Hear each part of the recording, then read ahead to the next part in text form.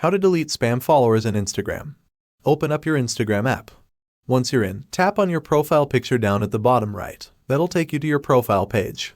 Now, look at the row of tabs. Hit the one that says followers. It's where you keep track of who's following you. Okay, now this is where the magic happens. Look up top. You'll see a tab that says potential spam. Tap on that one. Here's where Instagram has your back. They've rounded up all the accounts they think might be spammy. Now, take a good look at the list. Do you see anyone suspicious? If you want to kick them all out at once, there's a button that says remove all. Give that a tap. But hey, if you're feeling like a detective, you can go through them one by one. Tap on a profile and then hit delete.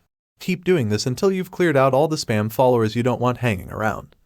And just like that, you're decluttering your follower list from unwanted spam accounts. It's like spring cleaning for your Instagram. So, next time you feel like your follower count is playing hide and seek with spam accounts, remember this handy trick. Stay vigilant, stay authentic, and keep your Instagram feed free from unwanted clutter. Until next time, happy scrolling.